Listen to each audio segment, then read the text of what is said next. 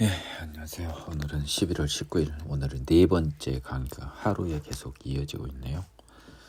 사무엘상 15장, 사울이 아말렉을 치다. 여기서부터 시작합니다. 지금 이제 사울이 좀 쫓겨난다고는 말은 했는데요. 사무엘의 마지막 말도 있었지만 아직 사무엘이 안 죽었어요. 사무엘이 사울에게 이르되 여호와께서 나를 보내 왕에게 기름을 부어 그의 백성 이스라엘이 왕으로 삼으셨은즉 이제 왕은 여호와의 말씀을 들으소서. 만군의 여호와께서 이같이 말씀하시기를 아말렉이 이스라엘에게 행한 일 곧 애굽에서 나올 때 길에서 대적한 일로 내가 그들을 벌하노니 지금 가서 아말렉을 쳐서 그들의 모든 소유를 남기지 말고 진멸하되 남녀와 소아와 젖먹는 아이와 우양과 낙타와 나귀를 죽이라 하셨나이다 하니 미디안과 더불어서 굉장히 우리 여호와 하나님을 이렇게 불편하게 했던 여호와 하나님이 정말 싫어하는 족속이 아말렉 족속입니다. 그 시내산 가기 전에 그 아말렉이 이스라엘 후군을 공격했던 게 이제 출애굽기에 나오잖아요. 그래서 사울이 지금 아마 마지막 기회 같아요. 하나님이 이제 아말렉을 침으로써 사울에게 어떤 마지막 회복의 기회가 지금 주어지는 것 같습니다. 지금 사울은 실수의 연발이었어요. 지난 시간에도 보세요. 블레셋 싸움은 사실 요나단이 이긴 겁니다. 그렇죠? 요나단이 하나님의 마음을 움직여서 승리했는데 지멋대로 먹지 말라고 억지 부리고 아무나 죽여버린다고 그랬다. 그 아들 죽일 뻔하고 참 맹세 함부로 하면 안 돼요. 그렇죠? 맹세는 죄입니다. 사무엘도 맹세, 입다도 헛맹세, 쓸데없는 맹세들. 사울이 백성을 소집하고 그들을 들라임에서 세워보니 보병 20만, 유다가 10,000명이네요. 점점 생각보다 사울의 집권 시기에 생각보다 유다의 비율이 적어요. 신기하고 재밌는 현상입니다. 아무래도 베냐민 사람이라서 그랬을까요? 이해가 안 가네요. 사울이 아말렉 성에 이르러 골짜기에 복병시키니라. 사울이 겐 사람에게 이르되 아말렉 사람 중에 떠나가라. 그들과 함께 너희를 멸하게 될까 하노라. 이스라엘 모든 자손이 애굽에서 올라올 때 너희가 그들을 선대하였느니라. 이 겐 사람이 아말렉 사람 중에서 떠납니다. 이건 겐 부족은 그 아말렉 그러니까 모세 장인 그 족속인데요. 나중에 사사기 때 보면 이들이 점점 일부는 모세 처남들은 북쪽으로 올라갔어요. 근데 여전히 남쪽에 있는 겐 족속도 있었던 거예요. 이런 것도 종합적으로 볼 수 있어야 하겠습니다.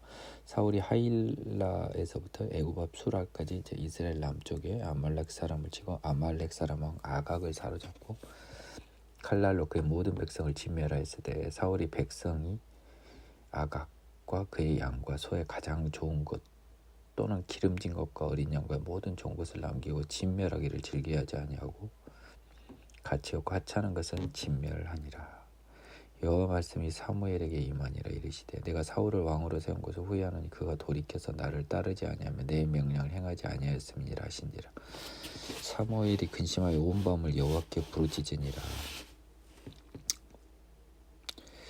그러니까 이 지금 사울에게 마지막 레스트 찬스도 어떻게 보면 이 사무엘의 간절한 기도에 또 힘이었던 것 같기도 해요.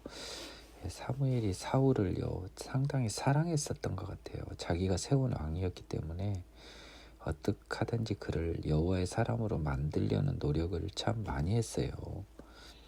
사무엘이 사울을 만나려고 아침에 일찍 일어났더니 어떤 사람이 사무엘에게 말해 이르되 사울이 갈멜에 이르러 자기를 위하여 기념비를 세우고 발길을 돌려 길갈로 내려갔다 하는지라. 갈멜은 갈멜산인가요? 갈멜산은 아니고 갈멜이란 지명이 있나 봐요. 한번 찾아보겠습니다.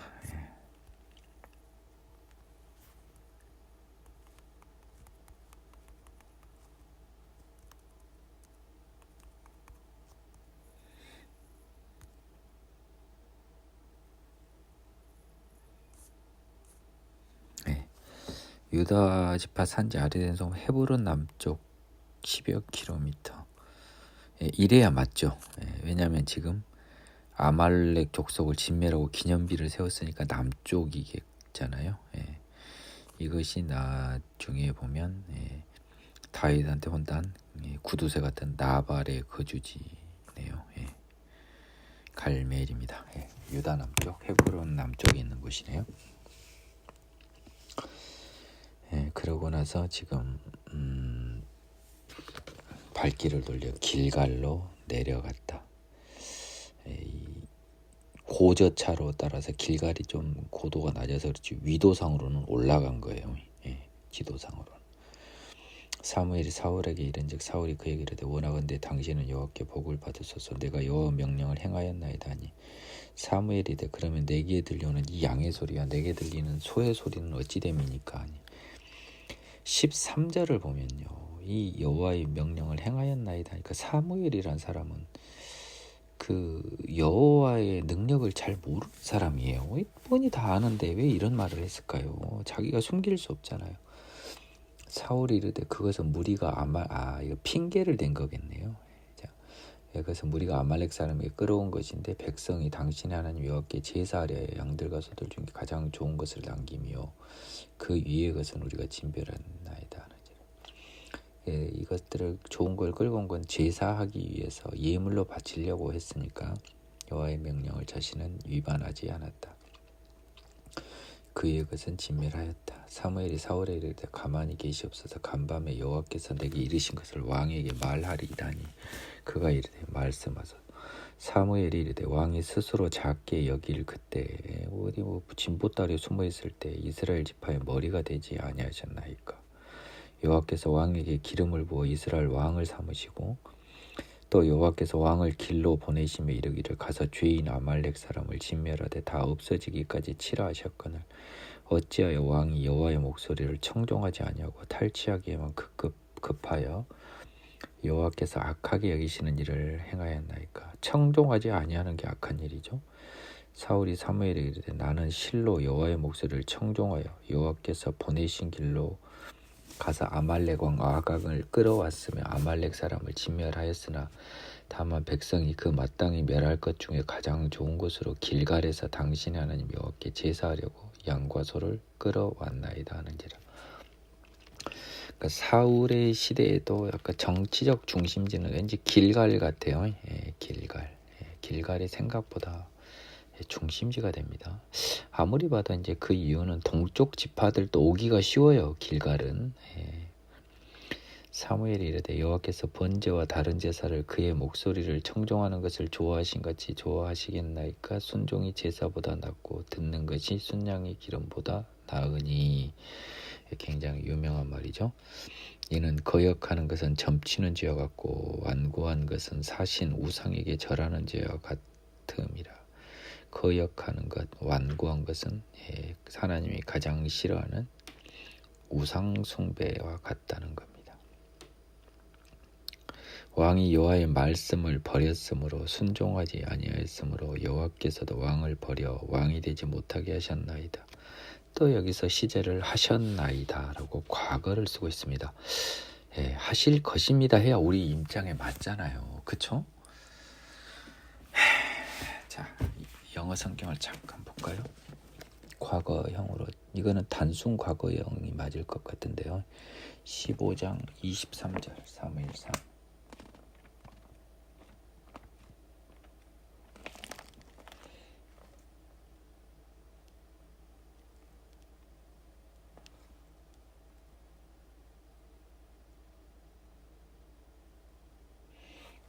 기본적으로 대부분 현재 완료식의 결과적 용법이 현재 완료를 쓰네요. 확실히 영어랑 우리랑 감각이 달라요. 아무튼 시제는 과거입니다. 우리식으로 표현하면 과거라고요. 사울이 사무엘에게 이르되 내가 범죄하였나이다. 내가 여호와의 명령과 당신의 말씀을 어긴 것은 내가 백성을 두려워하여 그들의 말을 청종하였음이니이다. 청하오니 지금 내 죄를 사하고 나와 함께 돌아가서 나로 하여금 여호와께 경배하게 하소서 하니 사무엘이 사울에게 이르되 나는 왕과 함께 돌아가지 아니하리니 이는 왕이 여호와의 말씀을 버렸으므로 여호와께서 왕을 버려 이스라엘 왕이 되지 못하게 하셨음이니이다. 예.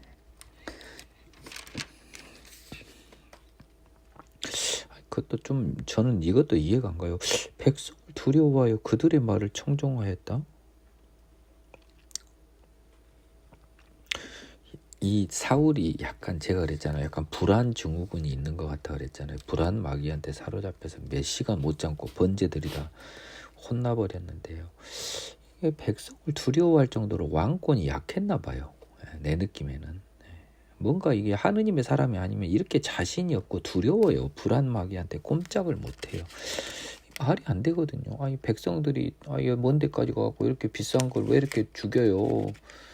우리 그냥 챙겨가게요 하니까 그 말을 들었다는 건데 그 말을 안 들으면 니들이 앞으로 내 말을 안 들을 것 같고 뭔가 좀 이들이 또 나를 또 반대할 것 같고 막 이런다는 건데 이런 마음을 왜 먹냐는 거죠. 참 희한해요.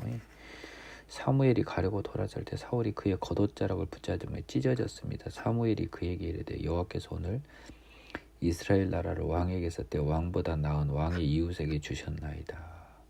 이스라엘의 지존자는 거짓이나 변기함이 없었으니 그는 사람이 아니심으로 결코 변기하지 않으심이니이다. 아니 이게 한 번 이 기회를 줬어요. 근데 이걸 놓친 겁니다. 지금 사무엘의 기도로 한 번 기회를 줬는데 결국 사울이 놓치네요. 사울이 이르되 내가 범죄하였을지라도 이제 청하옵나니 내 백성의 장로들과 앞과 이스라엘 앞에서 나를 높이사 나와 함께 돌아와서 내가 당신 하나님 여호와께 경배하겠소 하더라. 이에 사무엘이 돌이켜 사울을 따라가며 사울이 여호와께 경배하니라. 지금 이제 분위기 파악을 지금 못하고 있어요. 하느님은 보통 한 번은 기회를 주더라고요. 근데 이건 한 번 기회를 놓친 거라. 30절 당신의 하나님 여호와께 경배하게 하소서. 당신의 하나님이라는 표현 조금 껄끄럽죠? 사무엘이 이르되 너희는 아말렉 사람 왕 아각을 내게로 끌어오라 했더니 아각이 즐거이 오며 이르되 진실로 사망에게로 미치나도다 하니라. 이 아각의 태도로 봐서 사무엘과 아각 사이에 자신의 목숨을 살려준다는 밀약이 있었을 걸로 추정해 볼 수가 있겠어요. 돈을 많이 줄 테니까 나 살려줘서 했겠죠. 사무엘이 이르되 네 칼이 여인들에게 자식이 없게 한 것 같이 여인 중에 네 어머니에게 자식이 없으리라고 그가 길갈에서 여호와 앞에서 아각을 찍어 쪼갰습니다. 아각은 깜짝 놀랐겠네요. 이에 사무엘은 라마로 가고요. 자기 고향이죠. 사울은 자기 집 기브아로 갔습니다. 사무엘이 죽는 날까지 사울을 다시 보지 아니하였으니 이는 그가 사울을 위하여 슬퍼함이었고 여호와께서는 사울을 이스라엘 왕으로 삼으신 걸 후회하셨더라. 이런 데서 속으면 안 된다고요. 여호와가 뭘 후회해요. 다 아는 거지. 근데 우리한테 이렇게 표현을 해주는 거예요. 하나님의 마음을 우리 인간한테 지금 설명해 준 거예요. 하나님의 시계는 다윗을 향해 걸어가고 있어요. 우리가 봤을 때는 이게 맞죠. 그렇지만 이 두 가지를 겸하여 볼 수 있어야 됩니다. 이날 이후로 사무엘은 사울을 보지 않아요.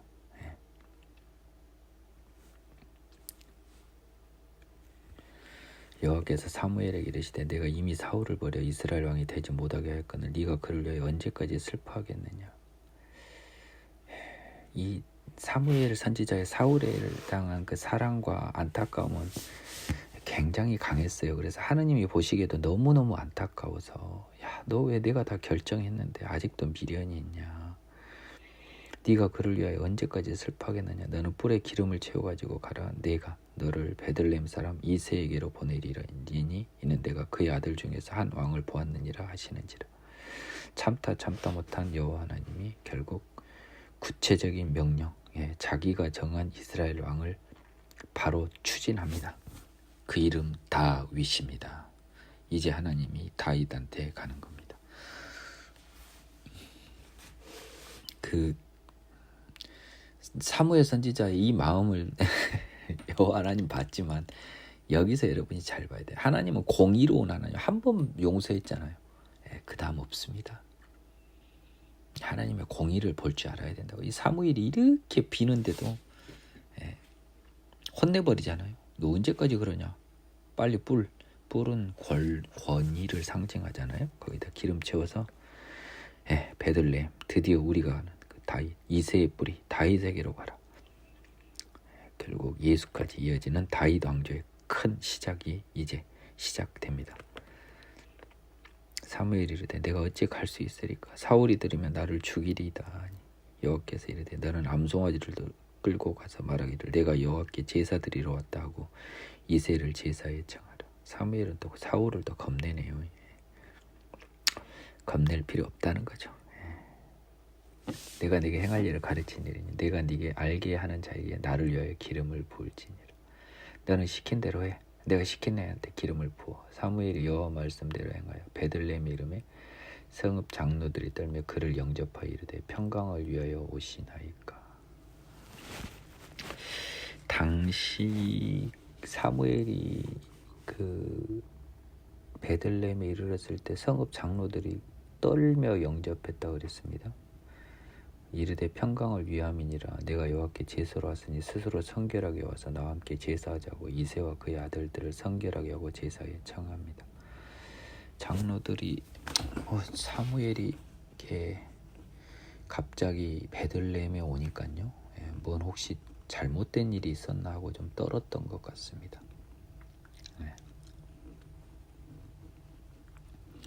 지금 베들레헴은 변방이거든요. 그리고 사무엘 선지자는 주로 에브라임과 베냐민 쪽에서만 활동을 하고 있습니다. 베들레헴은 유다 지경입니다. 이스라엘이 당시만 해도 교통이 좋지 않으니까요. 사무엘이 유다 땅은 잘 가지 않았던 것 같아요. 그들이 오매 사무엘이 엘리압을 보고 마음에 이르기를 여호와 앞에 기름 부으실 자가 과연 주님 앞에 있도다 하였더니 엘리압이 이새의 장남인가 봅니다. 여호와께서 사무엘에게 이르시되 그의 용모와 키를 보지 말라. 내가 이미 그를 버렸노라. 내가 보는 것은 사람과 같지 아니 사람은 외모를 보거냐 나 여호와는 중심을 보느니라 하시니라. 키가 크기로 따지면 사울이 둘째가라면 서럽죠. 이새가 아비나답을 불러 사무엘을 지나가게 하며 사무엘이 이르되 이도 여호와께 택하지 아니하셨느니라. 이새가 산마로 지나가게 하며 사무엘이 이르되 이도 여호와께서 택하지 아니하셨느니라. 이새가 그 아들 7을 다 사무엘 앞으로 지나가게 하나 사무엘이 이새에게 이르되 여호와께서 이들을 택하지 아니하셨느니라 하고. 사무엘과 여호와는 실시간 소통이 되는 거잖아요. 부럽지 않습니까? 저는 이런 거 읽으면 진짜 솔직히 너무 부러워요. 사무엘이 이새에게 이르되 네 아들이 다 여기 있느냐. 이새가 이르되 아직 막내가 남았는데 그는 양을 지키나이다. 사무엘이 이새에게 이르되 사람을 보내어 그를 데려오라. 그가 여기 오기까지는 우리가 식사 자리에 앉지 아니하겠노라. 지금 하나님 기름 부을 자를 못 찾았는데 자기 할 일을 못 했는데 밥이 넘어가겠어요. 이제 사람을 보내어 그를 데려오니 그의 빛이 붉고 눈이 빼어나고 얼굴이 아름답더라. 여호와께서 이르시되 이각은이 일어나 기름을 부으라 하시는지라. 사무엘이 기름 뿔병을 가져다 그의 형제 중에서 그에게 부었더니 이날 이후로 다윗이 여호와 영에 크게 감동되니라. 사무엘이 떠나서 라마로 가니라. 이날 이후로 다윗의 영이 크게 감동되니라는, 하나님의 영이 감동되는 방식이 조금 달라요. 보통 특정한 행동을 위해서 여호와의 영을 부여했는데 다윗은 상당 기간 여호와 영이 그에게 미치는 듯한 느낌처럼 써졌습니다. 여러분은 구약에서 이 성령의 움직임을 유심히 보세요. 그리고 우리가 얼마나 성령과 함께하는 신약의 시대를 살고 있음을 감사하고 우리가 아무 때나 예수님 이름으로 하나님께 기도하며 그분께 힘을 구하며 그분을 아빠 아버지라고 부르는 이 영광스러운 신약의 시대에 살고 있음을 굉장히 감사해야 되는 것이 성경의 곳곳에 구약에서 확인됩니다. 사무엘에 떠나서 라마로 갔습니다. 기름은 이미 부었습니다. 여호와의 영이 사울에게서 떠나고 여호와께서 부리는 악령이 그를 번뇌하게 한지라. 사울의 신하들이 그에게 이르되 보소서 하나님께서 부리시는 악령이 왕을 번뇌하게 하온즉 뭐라고 하는데 우리 주께서는 당신 앞에서 모시는 신하들에게 명령하여 수금을 잘 타는 사람을 구하게 하소서. 하나님께서 부리시는 악령이 왕에게 이를 때 그가 손으로 타면 왕이 나으시리다 하는지라. 사울이 신하에게 이르되 나를 위하여 잘 타는 사람을 구하여 내게 데려오라 하니 얘는 또 왜 악령을 타고 다윗은 왜 수금을 잘 탑니까? 결국 다윗이 사울 부하로 와야 되니까요.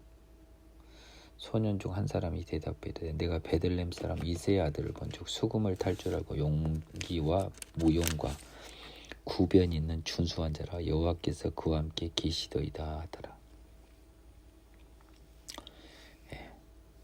맨 마지막에 말한 여호와께서 그와 함께 계시더이다 하더라는 소년의 답변 중에 잘 보세요. 사울의 답변입니다. 사울의 질문에 대한 소년의 답변인데요. 수금 잘 탈 줄 알고 용기와 무용과 구변이 준수한 것이 여호와께서 함께 계시던 것보다 사울이 더 관심을 두는 부분이니 그 부분이 먼저 써진 거예요. 18절에서 이런 것도 유심히 볼 필요가 있습니다. 사울이 전령들을 이새에게 보내 이르되 양치는 네 아들 다윗을 내게 보내라며 이새가 떡과 한 가죽 부대의 포도주와 염소 새끼를 나귀에 실리고 그의 아들 다윗을 시켜 사울에게 보내니 다윗이 사울에게 이르러 그 앞에 모셔서매 사울이 그를 크게 사랑하여 자기의 무기를 드는 자로 삼고 호위무사로 삼았습니다. 또 사울이 이새에게 사람을 보내 이르되 원하건대 다윗을 내 앞에 모셔서게 하라. 그가 내게 은총을 얻었느니라 하니라. 하나님께서 부리시는 악령이 사울에게 이를 때 다윗이 수금을 들고 와서 손으로 탄즉 사울이 상쾌하여 났고 악령이 그에게서 떠나더라. 하나님이 부리시는 악령이라고 하는 것은 이제 하나님 일시적으로 고의적으로 집어넣는 거고요. 이것 떠나서 우리는 항상 악령에 사로잡혀 살아요. 예수님에 의해서 십자가의 능력으로 부여받는 생명의 성령이 우리를 지배하지 못할 때까지 우리는 사단이라고 하는 악령의 종으로 삽니다. 노예로. 그래서 죄를 지을 수밖에 없는 거예요. 누구나. 빈도는 다를 수 있죠. 그래서 우리는 그 빈도에 따라 착하다 안 착하다 상대적인 평가만 맡게 되는데요. 절대적 평가로는 다 F예요. 다 F. 다 빵점이라고. 1등부터 100등까지 막 지네끼리 의미를 두지만 1등도 빵점. 의미 없다는 거예요. 1등과 100등. 골리앗이 이스라엘 군대를 모욕하다. 이 화면가요. 이 16장요. 이건 굉장히 뜬금없이 툭 들어가 있습니다. 16장 중에서 특히 14절 이후에 이 부분은요 툭 들어가 있어요. 16절 14절에서 23절. 그러다 17절에서는 또 전혀 딴소리가 나옵니다. 여기는요 또 뭡니까? 이 지금 봐보면 수금을 타는 다윗보다 그 전에 다윗이 나와요. 그러니까 이게 시기가 지금 어떻게 되는지 모르겠는데요. 지금 현재 상태로 하면 다윗은 사울의 호위무사가 됐거든요. 16절에서는. 근데 17절에서는 한번 들어볼까요? 다시 한번 제가 시간적으로 헷갈려서 한번 다 보고 말씀드릴게요. 블레셋 사람들이 그들의 군대를 모으고 싸우고자 하여 유다에 속한 소고에 모여 소고와 아세가 사이 에베스 담밈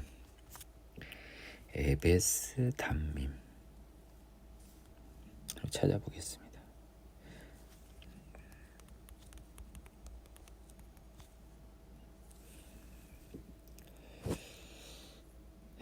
에베스 담밈은요 유다 지역인데요. 그 가드하고 가까운 것이네요.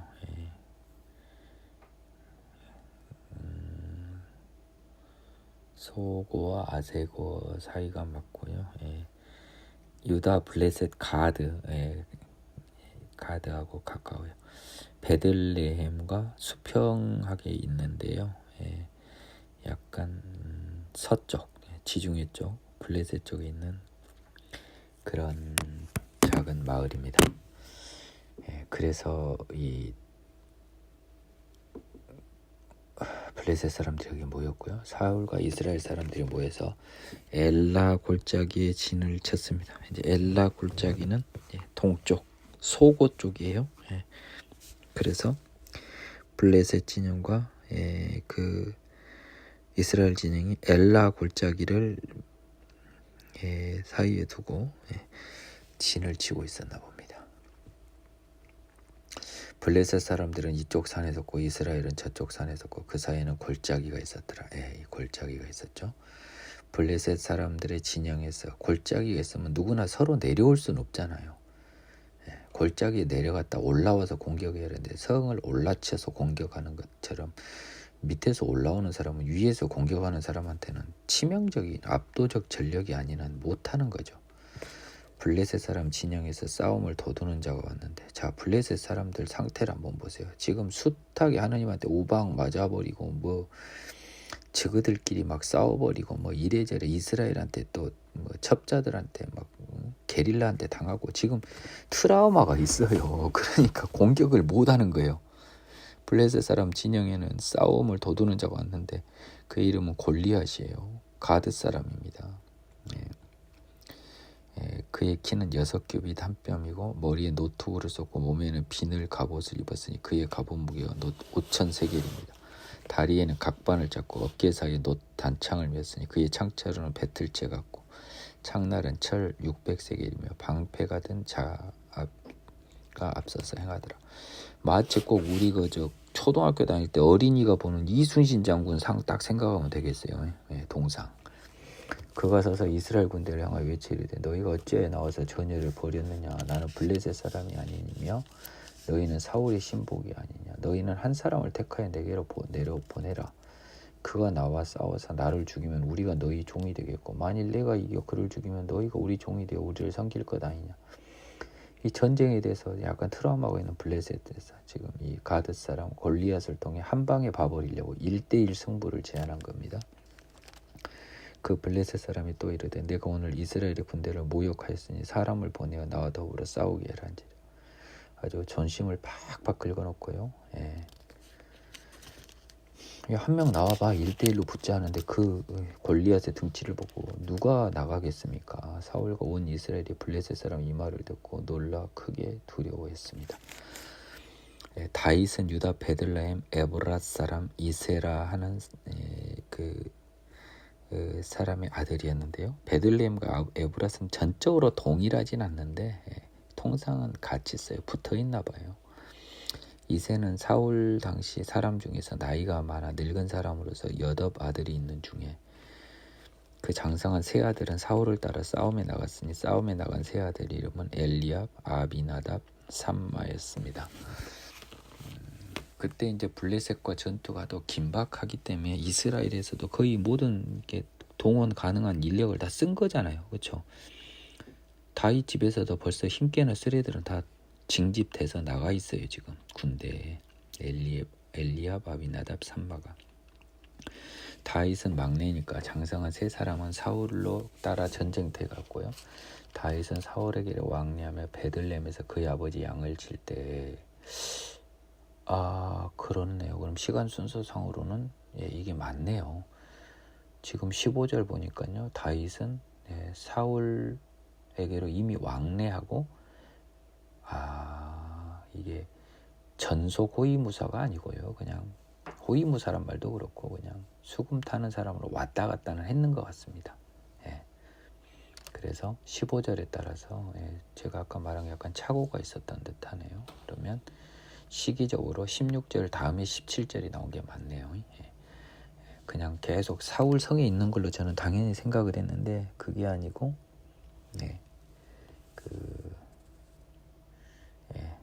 집에 왔다 갔다 하면서 사울한테 왕궁에 들어갔나 봅니다. 본업은 양을 찾나 봅니다. 블레셋 사람이 40일을 조속으로 나와 몸을 나타냈습니다. 40일 동안 막 이렇게 무력시만 했네요. 이새가 그의 아들 다윗에게 이르되 지금 네 형들을 위하여 이 볶은 곡식 한 에바와 이 떡 10덩이를 가지고 진영으로 속히 가서 네 형들에게 주고 치즈 10덩이를 가져다 그들의 천부장에게 주고 네 형들의 안부를 살피고 증표를 가져오라. 예. 형들 아마 그 보급품이 걱정되고 먹는 것도 걱정이 돼서 주고 또 괜히 부대장한테 잘 보이라고 아마 후방으로 빼주라고 했는지는 모르겠지만 천부장한테도 치즈도 갖다 주고 뇌물이네요. 일종의 뇌물 비슷한 느낌으로 갖다 준 거예요 지금. 그래서 증표를 가지고 오라고. 다윗이 믿음이 그렇게 없었나요? 왜 증표를 가져오라고 했을까요? 믿기지도 않아 지금 이 꼬맹이 보내는데. 그래서 그때 사울과 그들과 이스라엘 모든 사람들은 엘라 골짜기에서 블레셋 사람들과 싸우는 중이었습니다. 다윗이 아침에 일찍 이때는 또 사울은 전장에 있었네요. 사울도. 다윗이 아침에 일찍 일어나서 양을 지키는 자에게 양을 맡기고요. 아버지가 명령한 대로 가지고 와서 진영에 이른 적 마침 군대가 전장에 나와서 싸우려고 고함치면 뭐 싸우긴 뭘 싸워요. 지금 40일 동안 다 와 이거 하고 말고 야 나와서 싸우려면 싸워 덤벼. 근데 지금 끽소리 못하고 있는 거죠. 막 고함만 치고 있어요. 이게 생각해 보세요. 이스라엘은 전력이 약해요. 블레셋은 전력은 강한데 지금 트라우마가 있어요. 한두 번 막 우박이 나서 불이 날지 우박이 날지 뭐 어쩔지 겁도 나는 거죠. 그렇죠? 이스라엘과 블레셋 사람들이 전열을 벌이고 양군이 서로 대치하였습니다. 다윗이 자기 짐을 짐 지키는 자의 손에 맡기고 군대로 달려가서 형들에게 문안하고 자기 짐을 이제 맡기고요. 지금 자기 짐은 아까 뭡니까? 형들한테 갖다 줄 식량, 그다음 천부장 갖다 줄 치즈죠. 군대로 달려가서 형들에게 문안하고 그들과 함께 말할 때 마침 블레셋 사람의 일단 형들을 이제 그 짐은 형들은 지금 상황이 그렇잖아요. 형들은 지금 군대에 선발대에 있고 그러니까 짐은 지금 저 전쟁 준비한 형님 못 지니까 짐 지키는 또 어떤 다른 군인한테 주고 군대 앞에 가서 형들 형 잘 있었어 막 이러고 이제 한 거잖아요. 그들과 인사말 할 때 마침 블레셋 사람 싸움 돕는 가드 하필 골리앗이 그때 그 전열에서 나와 전과 같이 말을 하며 다윗이 들은 거예요. 야 한판 뜨자. 너희랑 나랑 1대1로 뜨자. 이스라엘 모든 사람이 그 사람을 보고 심히 두려워하여 그 앞에서 도망하여 이스라엘 사람들이 이르되 너희가 이 올라온 사람을 보았느냐? 참으로 이스라엘을 모욕하러 왔도다. 그를 죽이는 사람은 왕이 많은 재물로 부하게 하고 그의 딸을 그에게 주고 그의 아버지 집을 이스라엘 중에 세금을 면제하게 하시리라. 세 가지를 걸었네요. 돈 주고 딸 주고 세금 면제 주고. 다윗이 곁에 서 있는 사람들이 말하되 이 블레셋 사람을 죽여 이스라엘의 치욕을 제거하는 사람에게는 어떠한 대우를 하겠느냐. 한번 또 물어보는 거잖아요. 이 할례 받지 않는 블레셋 사람에 할례 받지 않았는데 이것 개돼지 취급하지만 또 등치 끄니까 무서워하죠. 개돼지처럼 짐승 취급을 하지만 무섭잖아요. 누구기에 살아계시는 하나님의 군대를 모욕하겠느냐라고 합니다. 이스라엘을 하나님의 군대라고 이야기합니다. 이게 할례 받지 않는과 하나님의 군대가 대조 관계죠. 할례가 얼마나 중요한지 알겠죠? 쟤들을 우습게 보는, 얕보는, 무시하는 가장 큰 근거가 뭐죠? 할례 받지 않는 백성이 전과 같이 말하 이르되 그를 죽이는 사람에게는 이러이러하게 하시리라 하니라. 성경에서 처음 보는 독특한 인용이 나옵니다.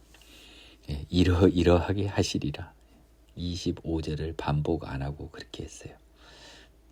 참 재밌는 표현입니다. 이게 드물어요. 보통은 그대로 인용해요. 큰형 엘리압이 다윗이 사람들에게 하는 말을 들은 거예요. 뭐 이렇게 저 녀석 죽여버리면 뭐 어떤데요 하니까 형이 딱 듣고 야 쬐깐 녀석이 건방지게 안 꺼져? 왜냐면 봐보세요. 지금 자기들은 찍소리 못하고 무서워하는데 아니 자기 동생이 아니 저거 죽여버리면 뭐 해준대요 하면 기분 나쁘잖아요. 아니, 지금 나도 지금 무서워하는데 쬐까는 것이 진짜 말도 안 되는 소리 하면서 우리를 좀 약간 비꼬는 것 같기도 하고 기분이 나빴어요. 엘리야비가. 그러면서 네가 왜 이리로 내려왔느냐. 들에 있는 양들은 누구에게 맡겼냐. 이제 빨리 양이나 쳐라 이 자식아. 이 녀석아. 형들 창피하게 야 그 소리 그만하고 빨리 가 이러는 거죠. 나는 네 교만과 네 마음의 안악함을 아느니 네가 전쟁을 구경하러 왔다. 이 말이 뭔 말이에요. 네 교만과 네 마음의 완악함은 뭐예요? 하지도 못할 거면서 뻥치는 거를 내가 잘한다는 거예요. 자기 동생을 잘 모르는 거죠. 네가 그렇게 건방진 말만 하고 왔는데 진실은 너는 구경하러 왔다. 괜히 말해본 소리라는 거예요. 다윗이 이르되 내가 무엇을 하였나이까 어찌 이유가 없으리까 하고 형한테 따지죠. 이거 뭐라 그런 거예요 형님 지금. 내가 뭐라 그랬어요. 내가 구경하러 왔다고요? 어찌 이유가 없으리까 하고 돌아서서 다른 사람을 향하여 전과 같이 말하며 백성이 전과 같이 대답하니라. 야 이런 인용은 나 처음 보네요. 예, 전과 같이 말하며. 예. 26절이죠. 전과 같이 말하니까. 예, 전과 같이 대답하네. 25절이죠. 예. 야 이거 참 재밌네요. 보통은 드물었어요. 제가 예전에 보면 막 쓸데없이 반복하더라고. 예, 요거랑 그러니까 사무엘상 기자랑 다른 성경 기자랑 다른 거예요 지금. 글씨 쓰는 것이 달라 벌써 필자가. 예. 예리한 민기영 변호사한테 걸려들었습니다. 예, 적어도 필자가 달라요. 어떤 사람이 다윗이 한 말을 듣고 다윗이 막 물어보니까 한두 번도 아니고 그것을 사울에게 전하였으므로 사울이 다윗을 부른 거예요. 예, 다윗과 사울은 알고 있는 관계였잖아요. 다윗이 사울에게 말하되 그로 말미암아 사람이 낙담하지 말 것이라 주의 종이 가서 저 블레셋 사람과 싸우리이다 하니 사울이 다윗에게 이르되 야 네가 가서 저 블레셋 사람과 싸울 수가 없으리니 너는 소년이고 그는 어려서부터 용사임이라.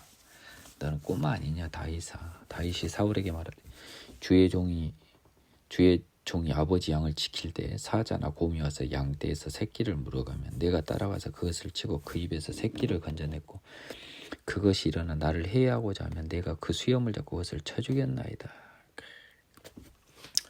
이 34절 35절도 믿음의 사람한테는 이게 진실로 다가오는데 이 사람들한테는 생뚱맞게 믿음 없는 애들한테.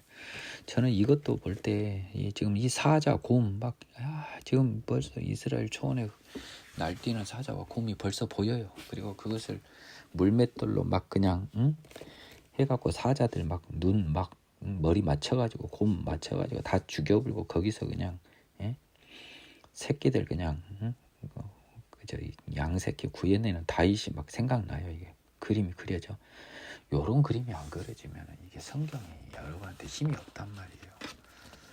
얼마나 광활한 초원이 있었으면 사자와 곰이 있었겠어요. 사자 곰이 없었으면 이 성경은 사기고요. 판타지 소설도 이런 판타지가 없죠. 주의 종이 사자와 곰도 쳤은즉 살아계시는 하나님의 군대를 모욕하는 이 할례 받지 않는 블레셋 사람이니까 그가 그 짐승의 하나와 같이 되리다. 사자와 곰도 겁이 안 나는데 사람이 저거 다윗은 뭘 잘하죠 여러분?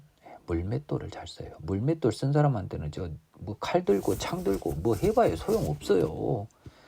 멀리서 돌 탁 빙빙 돌려서 머리빵 맞춰버리면 게임 끝나는데 뭔 지금 쓸데없는 거예요. 다윗은 지금 하나님에서 그 훈련을 톡톡히 지금 사자와 곰을 상대로 받은 애란 말이에요. 물맷돌로. 애가 꼬마가 어떻게 사자와 곰을 이겼겠어요. 물맷돌로 머리박을 깨버린 거죠. 안 봐도 비디오 아닙니까? 그러니까 마치 그 옛날 그 깡패가 막 죽여버린다고 칼 들고 나올 때 임창정이 그 코미디 영화에 나옵니다.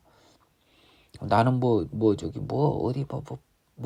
불광동 뭐다 하고 왔는데 갑자기 속주머니에서 권총 펴서 탁 쏘아 죽여버리잖아요. 그러면서 나는 압구정 이러면서 좀 눈에 선한 그 코미디 장면이 있습니다. 영화. 아무리 칼을 잘 쓰면 뭐예요? 권총으로 쏘아버리면 끝나지. 물맷돌이 있는데 키가 3m면 뭐합니까? 칼이 길면 뭐예요? 저거는 진짜 아무 의미 없는 거죠. 물봉이라고 그러죠. 우리 동네는 물봉이에요. 얘한테는. 그래서 다윗이 이르되 여호와께서 나를 사자의 발톱과 곰의 발톱에서 건져내셨으니 나를 이 블레셋 사람 손에서도 건져내시리다. 아이, 나는 사자와 곰 사이에서도 안 죽었어요. 아이, 저거 걱정하지 마십시오. 왜냐면 지금 다윗은 뭐냐면요, 물맷돌로 저거 이마 찍어볼 것이 뻔히 보여요. 지금 머릿속에서 그냥 한 방에 이마가 깨버린단 말이에요. 지금 하나님이 이 조준 실력이랑 이거 엄청 훈련해주고 또 이때 능력이 임했는데 뭐가 무섭겠어요. 하나님의 능력이 임했는데 던지면 다 맞아볼 것 같은 거예요. 그냥 뭐 자신감이 극에 달하고. 자, 이 느낌 어떤 건지 저 알아요. 제가 꿈에서 약간 이런 일을 한번 했습니다. 다윗의 물맷돌처럼 막 악당들 내가 던지면 다 맞아 떨어져 버리더라고요. 막 내 돌 한 방에 뭐. 너무나 그 유쾌한 꿈이었는데요. 제 생애 가장 유쾌한 꿈을 가장 어둠의 시절에서 꾸면서 바로 그 꿈을 통해서 하나님이 저게 찾아왔거든요. 이 다윗의 이 사무엘상의 이 물매를 보니까 자꾸 그 꿈이 이제 불현듯 생각이 나네요. 그 꿈이 사실은 다윗의 물맷돌 같은 느낌이었어요. 거의 내가 돌 던지고 막 단창 던지면 날아가서 다 꽂혀버리더라고. 한 치의 오차도 없이 맞아 떨어지는 거예요, 악당들이. 약간 이제 그런 느낌이 꿈이 아닌 실제로도 이어졌어요. 다윗은. 그래서 하나님이 나를 저 위험한 곳에서 했는데 저 블레셋 사람은 아유 걱정 마십시오. 사울이 다윗에게 이르되 가라, 여호와께서 너와 함께 계시기를 원하노라. 사울은 이때 조금 놀랐어요. 장난이 아닌 것 같은 다윗의 눈빛을 본 거예요. 왜냐하면 이 표현이 나오잖아요. 여호와께서 너와 함께 계시기를 원하노라.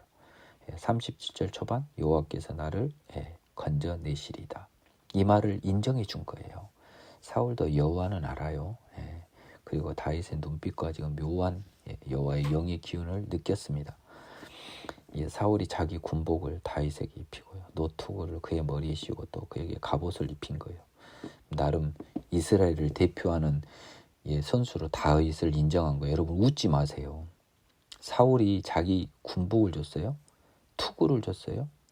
갑옷을 입혔어요. 얘가 이스라엘 대표라고 지금 내는 거예요. 사울은 진심입니다. 어디서 진실이면 압니까? 여호와께서 너와 함께 계시기를 원하노라는 37절 후단 때문에 이게 진실인 거예요. 사울은 진정으로 지금 다윗을 응원하고 그를 이스라엘 대표로 보내는 겁니다. 오늘 처음 보이네요, 이게. 39절 다윗이 칼을 군복에 차고는 익숙하지 못하므로 시험적으로 걸어보다가 사울에게 말하되 이거 익숙하지 못하니까 이거 입고는 못하겠네요 하고 벗은 거예요. 시험적으로 걸어갈 때 뭐 했습니까? 물맷돌은 탄력을 갖고 던져야 되거든요. 저도 운동에 소질이 있기 때문에요. 그냥 앉아서 던지는 것보다는 전진하다가 송구하는 게 훨씬 멀리 세게 던질 수 있어요. 그래서 걸어보니까 안 되겠는 거예요. 칼도 필요 없고. 그래서 손에 막대기를 가지고요. 벗어버리고 시내에 가서 매끄러운 돌 5개를 골라 자기 목자 제구 주머니에 넣습니다. 자기가 양칠 때 그 입는 이제 돌주머니가 있나 봐요. 거기다 넣고 손에 물매, 우리 뺑뺑돌이 있죠. 뺑뺑 돌려서 돌 팍 던지는 거예요. 그 뺑뺑돌이 물매를 가지고 블레셋 사람에게 나갑니다. 요즘으로 따지면 총이죠. 근데 재밌는 건요, 이스라엘 이때는 이 당시 이스라엘 군대에 활이 없었던 듯해요. 지금 네가 활만 있으면 명궁으로 갖다 다윗이 블레셋 골리앗의 머리를 쏘았을 텐데 이제 활이 없어요. 여러분 유심히 보세요. 성경에 활이 안 나와요. 활이 한 번도 안 나와요, 지금 전쟁 중에. 그래서 드디어 뺑뺑돌이 물매를 들고 나갑니다. 나는 이게 지금 성경에서 너무너무 재밌어요.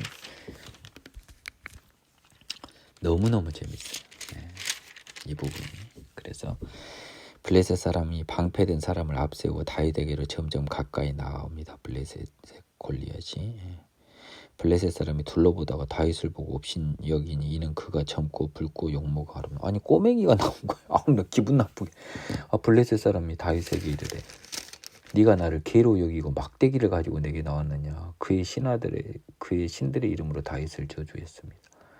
지금 물맷돌 막대기가 어디 개나 잡는 거지 그걸 나를 잡는 거냐는 거죠. 이거를 보면 이 블레셋의 다윗 사람들은 물맷돌을 사용 안 한 거예요.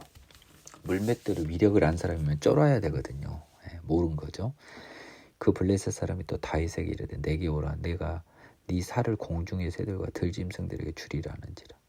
다윗이 블레셋 사람에게 이르되 너는 칼과 창과 단창으로 내게 나아오거니 나는 만군의 여호와의 이름 곧 네가 모욕하는 이스라엘 군대의 하나님의 이름으로 내게 나아가노라. 지금 다윗은요, 이 느낌은 뭐냐면요, 이 물맷돌이 빗나갈 일이 없다는 거예요. 왜? 여러분, 물맷돌은 빗나가면 아무 의미가 없어요. 빗나가면 의미가 없다고요. 총이 적중이 안 되면, 명중이 안 되면 의미가 없죠. 근데 뭡니까? 하나님이 맞춰준다고 지금 믿고 있는 거예요. 하나님이 맞춰준다. 내가 맞춘 게 아니라. 그래서 나는 네가 모욕하는 이스라엘 군대의 하나님 만군의 여호와의 이름으로 나간다는 거예요. 오늘 여호와께서 너를 내 손에 넘기시리니 내가 너를 쳐서 네 목을 베고 블레셋 사람 군대의 시체를 오늘 공중에서와 땅에 들짐승에 주어 온 땅으로 이스라엘의 하나님이 계신 줄 알게 하겠고 또 여호와의 구원하심이 칼과 창이 있지 아니함을 이 무리에게 알게 하리라. 전쟁은 여호와께 속한 것인즉 그가 너희를 우리 손에 넘기시리라. 다윗은 하나님을 정확히 알고 있었던 거죠. 하나님의 전능하심을 안 겁니다. 성령 떠나서. 그리고 전능하신 하나님이 영으로 계속 임해서 다윗을 물맷돌로 엄청 단련을 한 거예요.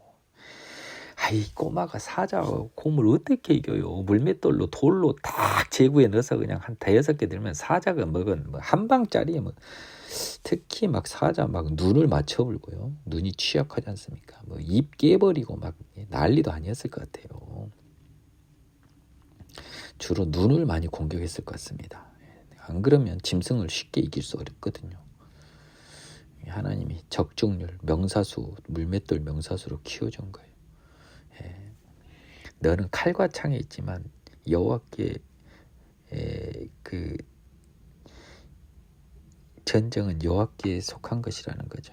구원하심이 우리는 칼과 창은 없지만 여호와의 구원하심이 칼과 창이 아니라 나의 이 물맷돌 속에도 있다는 거예요. 전쟁이라고 하는 것은 하나님의 능력이 속하는 것이지 칼과 창이 있는 게 아니다. 그가 너를 우리에게 넘겨주시리라. 블레셋 사람이 일어나 다윗에게로 마주 가까이 올 때 다윗이 블레셋 사람을 향하여 이제 아까 말했잖아요. 그래서 옷을 벗은 거예요. 빨리 달리면서 손을 주머니에 넣어 돌을 물매로 딱 끼웁니다. 탄환을 장착하는 것처럼요. 그리고 뺑뺑돌이를 돌려서 블레셋 사람 이마에를 치매 돌이 그대로 명중합니다. 이마에 이 스냅이 얼마나 좋은지 이마에 박혀버렸어요. 돌이 튕긴 게 아니고 박혀볼 정도로 속력이 빨랐던 거예요. 그러면 기절해서 죽었겠죠. 다윗이 같이 물매어 돌로 다윗이 말했던 거요. 이 꼬마가 45, 46절, 47절에 이 용기 있는 고백을 할 수 있었던 건 여호와의 하나님의 능력과 함께했기 때문이에요. 여호와는 하나님의 능력과 함께 못한 사람은 이런 말을 할 수가 없습니다. 이런 상황에서. 다윗이 같이 물매와 돌로 블레셋 사람을 이기고 그를 쳐 죽였으나 자기 손에는 칼이 없어요. 물매밖에 없잖아요. 얘가 쓰러져 보니까 지금 저 큰 거구가 고목이 쓰러져 버려서 사람들 혼비백산했죠. 다윗이 달려가서 블레셋 사람을 받고 그의 칼을 그 칼집에서 뺐습니다. 창피하게 골리앗은 자기 칼에 자기 목이 썰리는 창피함을 당하네요. 그의 머리를 베니 블레셋 사람들이 자기 용사의 죽음을 보고 도망하는지라 이스라엘과 유대 사람이 일어나 소리를 지르며 블레셋 사람들을 쫓아 가이와 에그론 성문까지 이르렀고 에그론은 블레셋 도시입니다. 블레셋 사람들의 부상자들은 사하라임 가는 길에서부터 가드와 에그론의 블레셋 영토죠 엎드러졌더라. 이게 한때 회복이 됐었어요. 전번에 약간 회수를 했잖아요. 가드와 에그론을. 근데 다시 뺏기기도 하고 했겠죠. 이스라엘 자손이 블레셋 사람들을 쫓다가 돌아와서 그들의 진영을 노력하였고 다윗은 블레셋 사람의 머리를 예루살렘으로 가져가고 갑주는 자기 장막에 두었습니다. 옷이랑 이런 거는 그냥 전리품으로 챙기고요. 머리는 썰어서 예루살렘으로 가져갔습니다. 이러니까 다윗이 죽인 사람은 만만이라고 한 거예요. 딱 거인 머리를 딱 소머리 국밥용으로 딱 들고 온 거죠.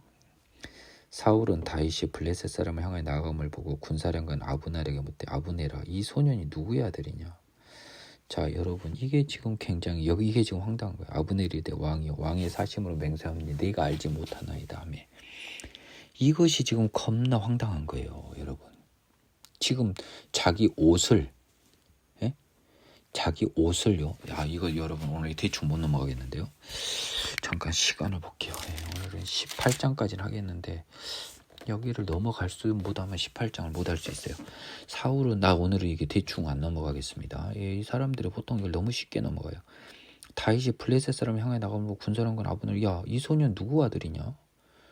아브넬이 이르되 왕이 사람이 내가 알지 못하나이다는 거예요. 왕이 이르되 너는 이 청년이 누구 아들인가 물어보라 했단 말이에요. 다윗이 그 블레셋 사람 죽이고 돌아올 때 블레셋 사람은 머리가 그의 손에 있는지 아브넬이 그를 사울 앞으로 인도하니 사울이 그에게 묻되 소년이 누구의 아들이냐니 다윗이 대답하되 나는 주의 종 베들레헴 사람 이새의 아들이니라 하니라. 야 이게 정말 자 한번 계속 더 읽겠습니다. 다윗이 사울에게 말하기를 마치며 요나단의 마음이 다윗의 마음과 하나 되어 요나단이 그를 자기의 생명같이 생각하니라. 자 첫 번째요.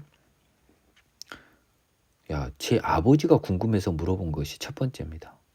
예. 야, 이 소년이라고 했습니다. 다윗이라고 안 하고. 근데 아들이 너무 어리니까. 야, 도대체 누구 아들이게 저렇게 용맹하냐? 그 아버지 참 대단하다. 예? 그래서 아버지가 궁금해가지고 물어본 질문 같아요. 예. 그 전에 이새의 아들인지 몰랐을까요? 왔다 갔다 했다는데. 이상하죠. 근데 너무너무 신기한 거죠. 예. 누구의 아들이냐? 도대체 네 아버지가 누구냐? 예, 내 아버지 이름을 올려줬죠. 이새입니다. 베들레헴의 사람. 나는 이새의 아들입니다. 예, 그 뜻으로 보이네요. 저는 어떤 의심을 했냐면 잠깐만 사울이 정신이 좀 약간 혼미해졌나라는 이런 생각을 했단 말이에요. 근데 제가 느낌해 봤을 때는요. 그 전에 이제 다윗이 왔다 갔다 하면서 잠깐만요. 이새의 아들인지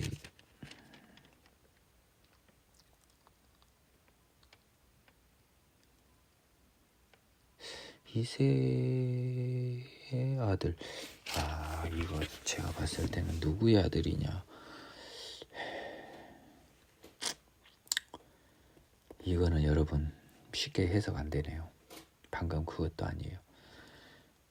잠깐 이거는 오늘 18절까지 해야 되니까요. 먼저 나간 다음에 제가 다시 돌아오겠습니다. 그리고 또 갑자기 그때 때마침이요. 다윗이 이 사울과 아브넬과 대화하는 사이에 또 요나단, 이 사울의 아들 요나단이 또 딱 그냥 다윗과 마음이 하나가 돼요. 자기 생명같이 사랑하니라 갑자기 들어와요.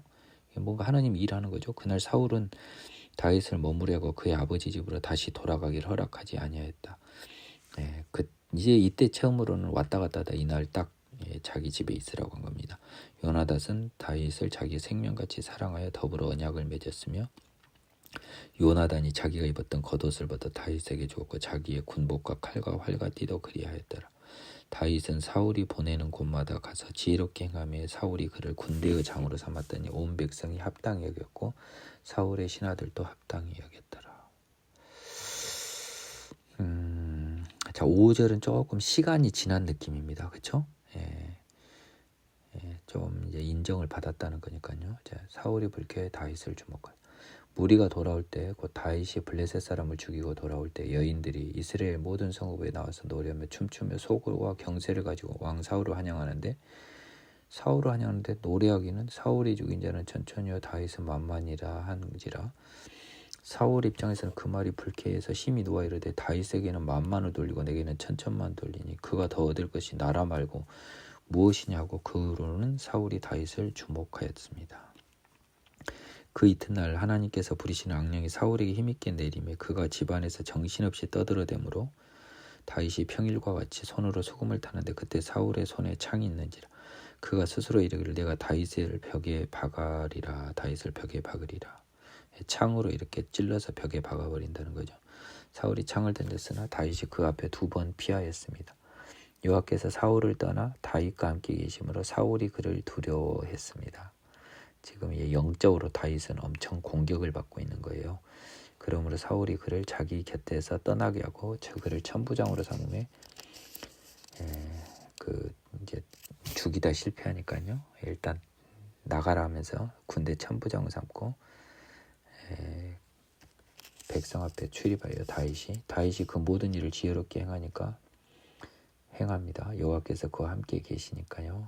사울은 다윗이 크게 지혜롭게 행함을 보고 두려워했습니다. 또 이 불안 마귀에서 엄청 사로잡혀 있어요. 온 이스라엘과 유다는 다윗을 사랑하였으니 그가 자기들 앞에 출입하기 때문이었답니다.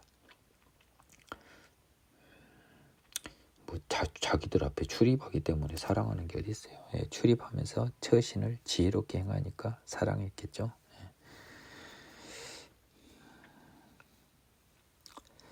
사울이 다윗에게 이르되 내 맏딸 메랍을 네게 아내로 주리니 오직 너는 나를 위하여 용기를 내어 여호와 싸움을 싸우라 하니 이는 그가 생각하기를 내 손을 그에게 대지 않고 블레셋 사람들 손에 그에게 대게 하리라 함이라. 그래서 사울은 내가 죽이느니 차라리 내 딸을 주는 척하면서 군대 대장으로 삼아 블레셋 사람 전쟁에서 죽이게 하려고 그랬죠. 다윗이 사울에게 이르되 내가 누구며 이스라엘 중에 내 친속이나 내 아버지 집이 무엇이기에 내가 왕의 사이가 되리까 했더니 사울의 딸 메랍을 다윗에게 줄 시기에 무홀라 사람 아드리에게 아내로 주었습니다. 사울의 딸 미갈이 다윗을 사랑하며 어떤 사람이 사울에게 알리니까요. 사울은 그 일을 좋게 여겨 스스로 이르되 내가 딸을 그에게 주어 그에게 올무가 되게 하고요. 장인으로서 나한테 함부로 못하게 일단 하고요. 2번째 블레셋 사람들 손으로 그를 치게 하리라고 이에 사울이 다윗에게 이르되 네가 오늘 다시 내 사이가 되리라 하니라. 미갈을 주려고 이제 한 겁니다. 사울이 그 신하들에게 명령하되 너희는 다윗에게 비밀이 말하 이르기를 보라 왕이 너를 기뻐하시고 모든 신하도 너를 사랑하나니 그런즉 네가 왕의 사이가 되는 것이 가하니라 하라. 사울의 신하들이 이 말을 다윗의 귀에 전하니 그러니까 이 말은 딴 사람한테는 말하지 말고 다윗에게만 말하라는 거잖아요. 비밀이 말하라는 거니까. 그래서 신하들이 다윗에게 이 말을 전하며 다윗이 이르되 왕이 사이되는 것이 너희는 작은 일로 보느냐 나는 가난하고 천한 사람이다 한지라. 사울의 신하들이 사울에게 말하 이르되 다윗이 이러이러하게 말하되 아무튼 사무엘상 기자는 독특해요. 이러이러하게를 많이 씁니다. 지금 23절을 인용 안 한 거죠. 사울이 이르되 너희는 다윗에게 이같이 말하기를 왕이 아무것도 원하지 아니하고 다만 왕의 원수 보복으로 블레셋 사람들의 포피 100개를 원하신다 하였으니 블레셋 사람들에게 강제로 할례를 시키는 거네요. 이는 사울의 생각에 다윗을 블레셋 사람 손에 죽게 하리라 함이라. 포피 100개 얻으려다가 죽게 만드는 거죠. 블레셋 사람들 손에. 사울의 신하들이 이 말을 다윗에게 하려며 다윗이 왕이 사이되는 것을 좋게 여김으로 결혼할 날이 차기 전에 다윗이 일어나서 그의 부들과 함께 가서 블레셋 사람 이제 100명만 달라 그랬거든요. 근데 200명을 죽이고요. 그들의 포피 200개 가져다 그 수대로 왕께 드려서 왕의 사이가 되고자 하니 사울이 어쩔 수 없이 미갈을 주었습니다. 1차 작전은 실패입니다.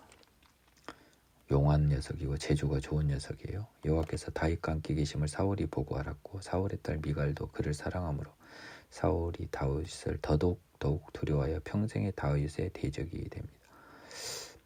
이건 여호와를 안단 말이에요. 사울도 저거 하나님과 함께 했는데 이것이 어렵겠다, 쉽지 않겠다는 생각이 드는 거예요. 벌써 이게 불안 증후군 환자가. 그 와중에 또 딸은 또 다윗을 또 사랑하는 것 같고 참 이거 이 골치 아프네 이런 생각이죠.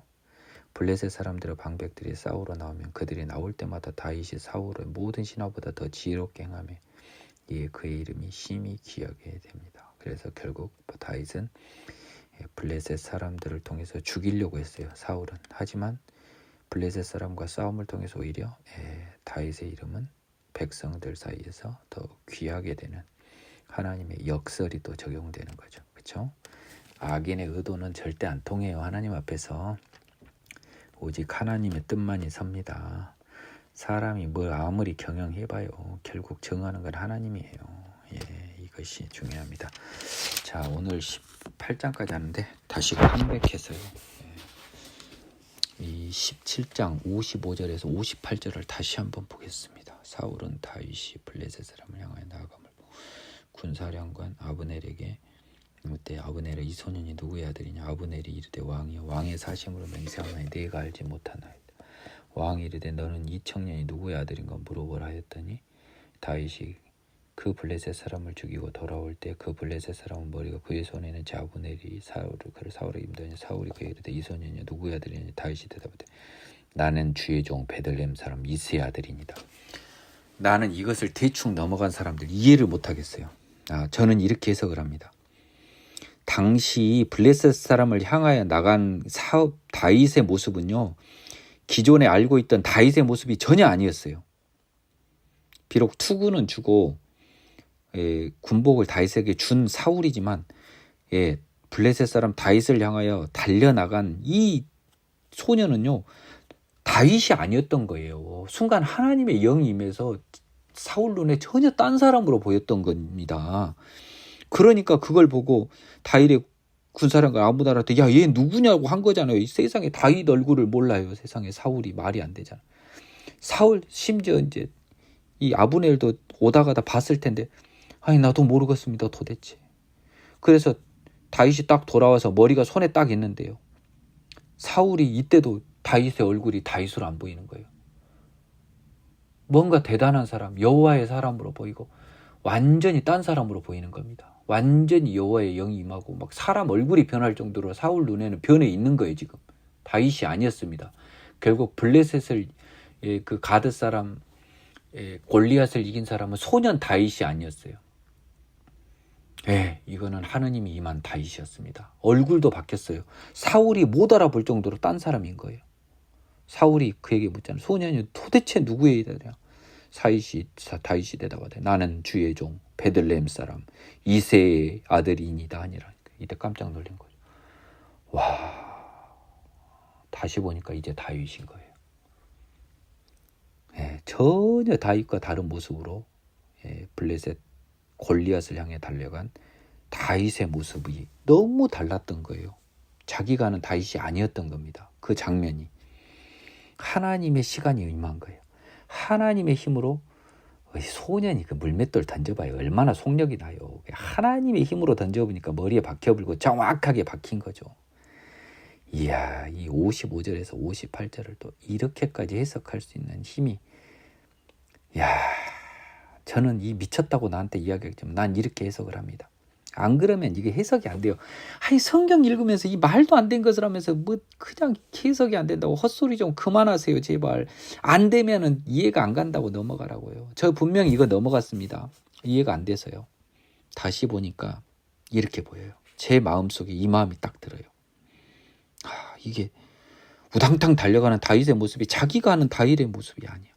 도대체 누구냐고. 아브넬한테 다윗인 일을 아닌 거예요. 자기 눈에는, 사울 눈에는. 나도 모르겠습니다. 아브넬도. 목 딱 갖고 뚜벅뚜벅 소년이 걸어오는데 누구냐? 그러니까 나는 주의 종 베들레헴 사람 이새의 아들이니이다 하면서 다윗이란 말을 하진 않죠. 나는 이런 사람입니다. 이건 하느님이 대답한 겁니다. 이새의 아들이니다. 이 말은 하나님의 대답이에요. 다윗의 순간 완전히 하나님의 모든 능력이 임해버린 거예요. 그러니 외명까지도 변해버린 거예요. 다윗의 얼굴마저도. 이것을 상상 맞든 틀리든 이 정도의 마음을 먹을 수 있는 거 여러분 좀 부러우실 것 같은데요. 또 도끼병입니까? 이상입니다. 수고하셨습니다.